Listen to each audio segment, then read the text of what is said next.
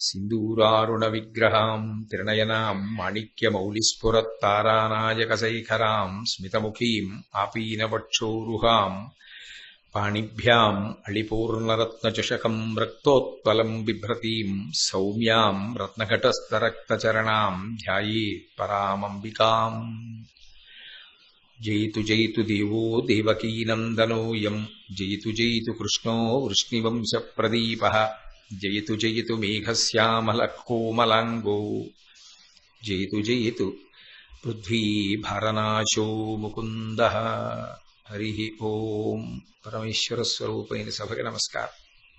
భీష్ముడు మహానుభావుడు, సర్వశాస్త్ర విశారదుడు, వేదము వేదాంగములతో చదువుకున్నవాడు, గురువులను సేవించినవాడు, ఇంద్రియములను జయించినవాడు, అర్ధకామములను విడిచిపెట్టినవాడు, సత్పురుషులను సేవించినవాడు, అపారమైనటువంటి జ్ఞానమును కలిగినవాడు. అటువంటి వాడు ఒక్కసారి శరీరాన్ని విడిచిపెట్టేస్తే ఇక మళ్ళీ లోకానికి అంతటి జ్ఞానాన్ని అందించేవాడు ఉండడు అన్న ఉద్దేశ్యంతో కృష్ణ భగవానుడు పాండవుల్ని, ప్రధానంగా ధర్మరాజు గారిని భీష్మాచార్యుల వారి వద్దకు తీసుకుని వెళ్ళి అనేక ప్రశ్నలు భీష్ముని చేత ధర్మరాజు గారి చేత భీష్మునికి వేయించి ఆ భీష్ముని నోటి నుంచి వచ్చినటువంటి జ్ఞాన గంగ ఏదైతే ఉందో దాన్ని శాంతి పర్వము, అనుశాసనిక పర్వముల యందు నిక్షిప్తం చేశాడు. అందులో ఒకచోట ధర్మరాజు గారు భీష్మాచార్యుల వారిని ప్రశ్న చేశాడు. ఈ భూమి మీద అనేకమైనటువంటి ఏర్లున్నాయి, సెలయేర్లున్నాయి, తటాకములున్నాయి, నదులున్నాయి, నదములున్నాయి. వీటన్నిటిలోకి కూడా చాలా చాలా గొప్పదైనటువంటిది ఏది? దేనిని చాలా విశేషంగా ప్రస్తుతి చేయవలసి ఉంటుంది, దేని యొక్క మహాత్మ్యము నిత్యస్మరణీయమై ఉంటుంది. అటువంటి దాని గురించి నాకు తెలియచేసి నన్ను అనుగ్రహించవలసినది అని ప్రార్థన చేశాడు. దానికి భీష్మాచార్యుల వారు జవాబు చెప్తూ ఒక మాట చెప్తున్నాడు. యథార్థమునకు తల్లిని స్తోత్రం చేస్తున్నాడు.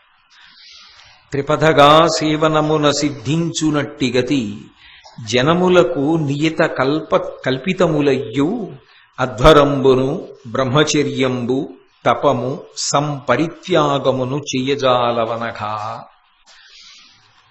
అన్నిటిలోకి చాలా గొప్పది నాయన గంగానది. గంగానదికి త్రిపథగా అని పేరుంది. ఎందుకని అంటే 3 లోకముల యందు ప్రవహిస్తుంది. ఒకటి స్వర్గలోకమునందు ప్రవహించినప్పుడు మందాకిని అని పేరు. అదే గంగ భగీరథుని యొక్క అనుగ్రహం చేత ఈ భూమి మీద ప్రవహించినప్పుడు భాగీరథి అని పేరు. అదే గంగ పాతాళలోకంలో ప్రవేశించి సగర చక్రవర్తి యొక్క కుమారులను ఉద్ధరించింది కాబట్టి భోగవతి అని పేరు. మందాకిని, భాగీరథి, భోగవతి అనేటటువంటి 3 పేర్లతో ప్రవహించేటటువంటి త్రిపథగా అని కీర్తింపబడినటువంటి గంగా ప్రవాహం ఏదైతే ఉన్నదో అది అనన్య సామాన్యమైనటువంటిది. దాని కీర్తి ఇంత అంత అని చెప్పడం ఎవరికీ సాధ్యం కాదు. త్రిపథగా సేవనమున సిద్ధించునట్టి గతి జనములకు నియత కల్పితములయ్యూ. ఎలా చెయ్యాలో అలా చేసినప్పటికీ, కల్పాన్ని పాటించినప్పటికీ, ఎంతో భక్తి శ్రద్ధలతో ఆచరించినప్పటికీ కూడా లోకంలో ఏవి చాలా గొప్పవి, విశేష ఫలితాలిస్తాయని చెప్పబడతాయో అటువంటి క్రతువులు కూడా గంగానది యొక్క స్నానమునకు, గంగానది సేవనమునకు తుల్యములు కావు. ఎటువంటివి కల్పము ప్రకారము చేసినప్పుడు, పద్ధతి ప్రకారం చేసినప్పుడు చాలా గొప్పవి అని కీర్తింపబడుతుంటాయి అంటే అధ్వరంబును, ఒక యజ్ఞం చేయడం, యజ్ఞం చేసి అగ్నిముఖంగా దేవతలకు హవిస్సులు ఇవ్వడం. అటువంటి యజ్ఞం చేసినప్పటికీ బ్రహ్మచర్యంబు, వేదాధ్యయనం చేయడం. బ్రహ్మచర్యము అంటే ఆ ఆశ్రమంలో ఉండి వేదాలు నేర్చుకుంటారు కాబట్టి ఆ వేదాధ్యయనం చెయ్యడం, తపము, అనేకమైనటువంటి రీతులలో తపస్సుని నిర్వహించడం అంటే ఇంద్రియ నిగ్రహాన్ని పాటించడం, బహిరేంద్రియ నిగ్రహాన్ని పాటించడం, ఆంతర శౌచమును పాటించడం, బాహ్య శౌచమును పాటించడం, సత్యవ్రతాన్ని పాటించడం, అహింసావ్రతాన్ని పాటించడం, ఇటువంటివన్నీ కూడా తపస్సులోకి వస్తాయి. ఇటువంటి గుణగణములతో కూడుకున్నటువంటి తపస్సుని మేరలేని రీతిలో అనుష్ఠించినప్పటికీ కూడా సంపరిత్యాగమును, తాను సంపాదించిన దాంట్లో సింహభాగాన్ని దానం చేసేసినప్పటికీ కూడా చేయజాలవనగా అత్రిపథగా అంటే గంగ యొక్క సేవనము అంటున్నాడు భీష్ముడు. గంగానదిని సేవించుట అన్న మాటకు అర్థం ఏమిటి అంటే గంగ ఎందు స్నానము చేయుట ఒక్కటే అని నిర్ధారించడం కుదరదు. ఒక్కసారి ఆ గంగా ప్రవాహాన్ని ఊహ చేశాడనుకోండి, బ్రహ్మాండమైనటువంటి తరంగములతో వెళ్ళిపోతుంటుంది. రంగతుంగ తరంగ సంఘములతో రంజిల్లు ఘోషంబుతో బంగారంబగు పొంగుతో నురగతో పువ్వాట తుంపర్లతో భంగుల్ సల్పుచు జంగలించుతన భూభాగము నుండి జారన్ గంగమ్మను దల్చితే శిరమునన్ రంజిల్లుతును శంకరా అంటారు. ఆ గంగ అద్భుతమైనటువంటి ప్రవాహం. అటువంటి ప్రవాహంతో కూడుకున్నటువంటి గంగానది ప్రవాహాన్ని మనస్సులో స్మరించినంత మాత్రం చేత భవాంగపతితంతోయం పవిత్రమితి పస్పృశు పరమశివుని యొక్క శరీరమును తాకి భూమి మీద పడింది. అలా పడినటువంటి కారణం చేత గంగ తుంపర్లని స్మరించిన, గంగానదిని స్మరించిన, గంగానది పేరెత్తిన, గంగ చెంబుని పూజ చేసిన, గంగానది స్నానం చెయ్యాలని వెంపర్లాట మనసులో పొందిన, ఎప్పుడెప్పుడు నేను గంగలో మునక వేస్తానా అని భావన చేసిన, తాపత్రయమాగక లౌకిక జలములు అంటే ఇంట్లో నీళ్లు స్నానం చేసేటప్పుడైనా ఇవి గంగా జలములు అవుగాక అని మనసులో సంకల్పం చేసి గంగేచ యమునేచైవ గోదావరి సరస్వతి నర్మదే సింధు కావేర్యౌ జలేస్మిన్ సన్నిధిం కురు ఆయాంతు స్నానం ద్రవ్యాన్ని సంప్రోక్ష్య అనుకుని ఆ నీళ్లు తీసి తల మీద చల్లుకుని స్నానం చేసినంత మాత్రం చేత కూడా గంగ అనుగ్రహించగలదు. అందుకే గంగకి ఉత్సవము అంటారు. గంగ చెంబులు పల్లకీలో పెట్టుకుని గంగా స్తోత్రం చెప్తూ, గంగా నామాలు చెప్తూ గంగామాతాకి జై అంటుంటారు. ఆ చెంబులు పల్లకీలో పెట్టి ఊరిరిగింపుగా తీసుకొచ్చి అక్కడ పెట్టి పూజ చేసినప్పటికీ కూడా అది గంగకి ఉత్సవం చేసినట్టే. నిత్యహారతులు ఇస్తూ ఉంటారు ఆ గంగానదికి.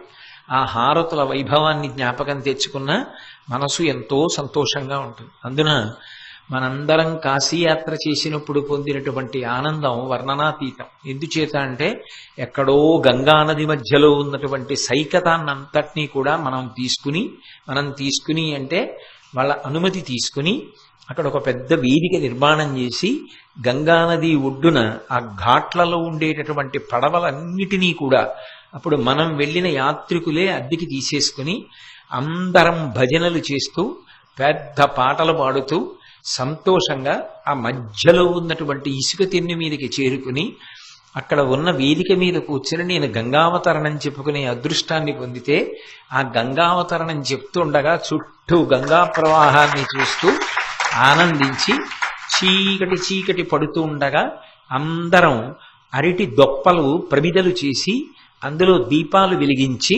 యాత్రికులందరం ఆ ఇసుక తిన్నెల మీద విడిచిపెడితే ప్రవాహం వాలు ఎటుందో ఆ దీపాలన్నీ ఒక్కసారి అలా వెళ్ళిపోతుంటే గంగా ప్రవాహంలో మనం ఆ పడవలలోని ఒడ్డుకొచ్చి ఎదురుగుండా హారతి జరుగుతుంటే అభిముఖంగా పడవలలో కూర్చుని ఆ హారతిని అంతటినీ చూస్తూ ఎంతో ఆనందపడిపోయాం.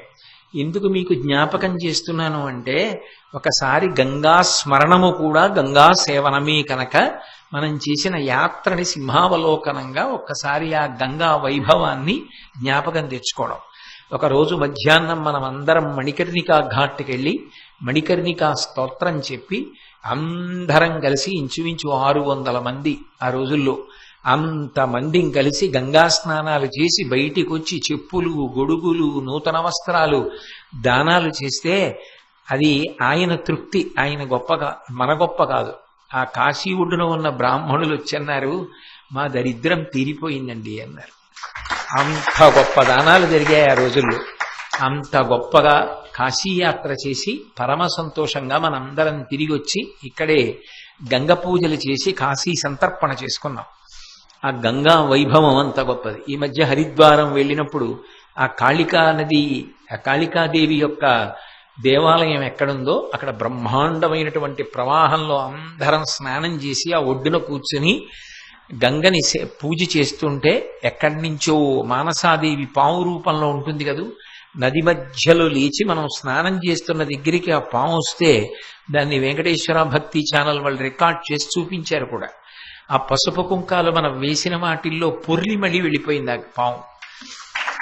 అలా ఆ గంగని అనేక పర్యాయాలు సేవించుకునేటటువంటి అదృష్టాన్ని ఆ గంగానది మనకిచ్చింది. పరీక్షణ్ మహారాజు గారు అంటాడు, ఆ తల్లి ఎంత గొప్పది అంటే, ఒక్కసారి అమ్మా అని పిలిచిన నరు పొమ్మా అని ముక్తి కడకు బుట్టువట, లిమ్మా నీ రూపముతో రమ్మా నాకెదురంగ గంగ రమ్యతరంగా అంటాడు.